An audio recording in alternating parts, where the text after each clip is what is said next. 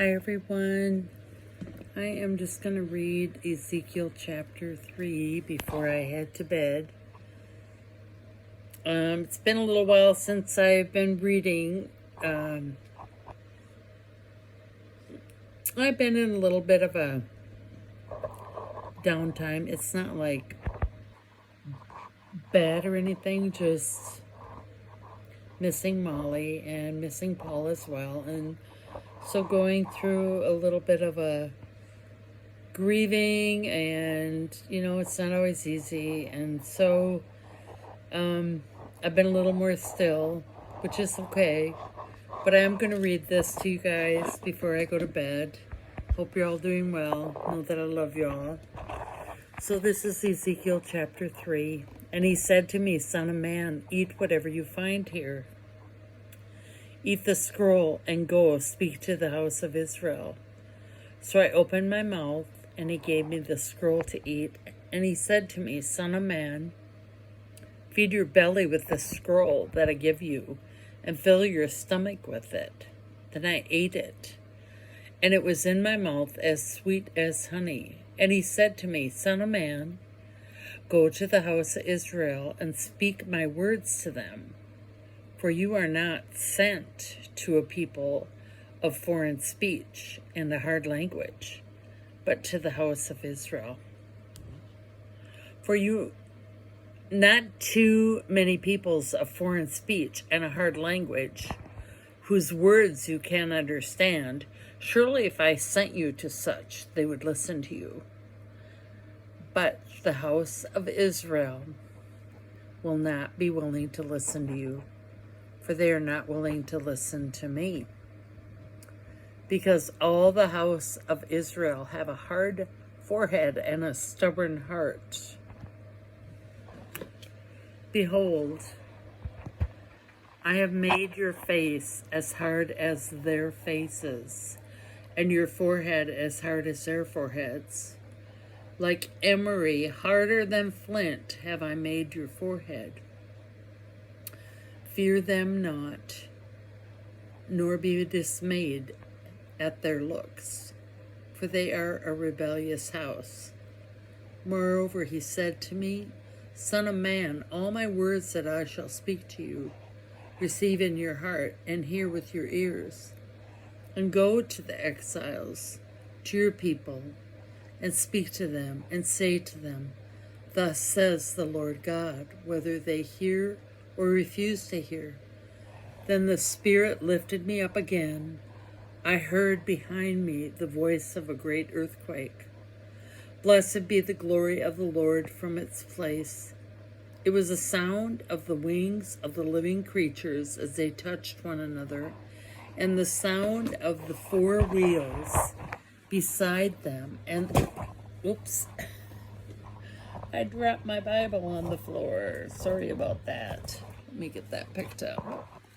I had it too close to the edge on the coffee table here. Okay, let me find my place. Ezekiel chapter 3. Okay, here we go. Here, I'll hold this in my hand. It'll be better. Okay, where was I? Then the Spirit lifted me up, and I heard behind me the voice of a great earthquake. Blessed be the glory of the Lord from its place. It was a sound of the wings of the living creatures as they touched one another, and the sound of the wheels beside them, and the sound of a great earthquake.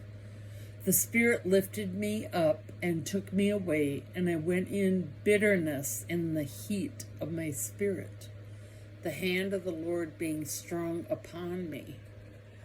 And I came to the exiles at Tel Aviv, who were dwelling by the Chebar Canal, and I sat where they were dwelling. And I sat there overwhelmed among them 7 days. And at the end of 7 days, the word of the Lord came to me. "Son of man, I have made you a watchman for the house of Israel. Whenever you hear a word from my mouth, you shall give them warning from me. If I say to the wicked, you shall surely die, and you give him no warning, nor speak to warn the wicked from his wicked ways, in order to save his life, that wicked person shall die for his iniquity, but his blood I will require at your hand.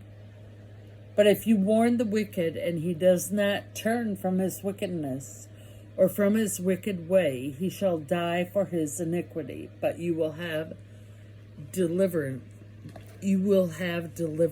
your soul.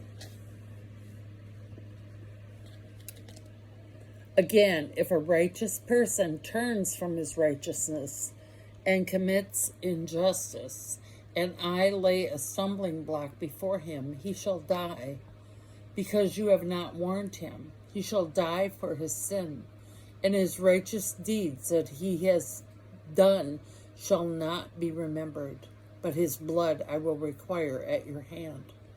But if you warn the righteous person not to sin, and he does not sin, he will surely live, because he took warning, and you will have delivered your soul. And the hand of the Lord was upon me there, and he said to me, Arise, go out into the valley, and there I will speak with you.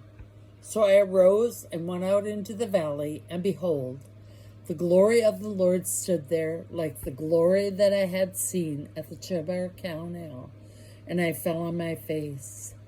But my spirit entered into me and set me on my feet. And he spoke with me and said, Go shut yourself within your house. And you, O son of man, behold, cords will be placed upon you, and you shall be bound with them, so that you cannot go out among the people. And I will make your tongue cling to the roof of your mouth, so that you shall be mute and unable to reprove them. For they are a rebellious house.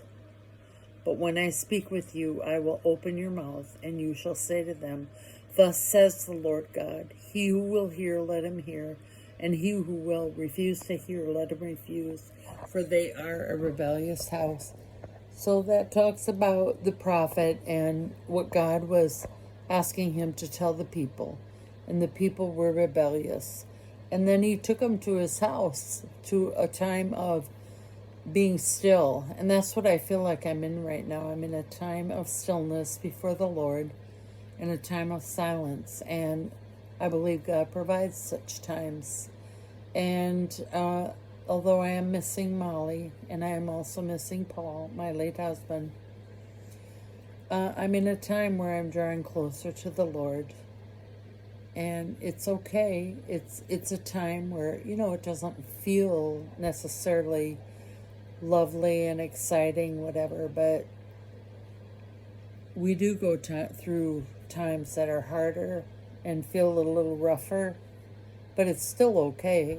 It's a season. It's a season that I'm going through, and I'll come out of it. I don't know what's at the other side, but I know that when I go through things like this, I don't come out the same as I was, and that's okay too. It's a refinement, it's a restoration, it's renewing, all of that. So I hope you're all doing well. I love you all. Take care. Ciao for now. Bye-bye.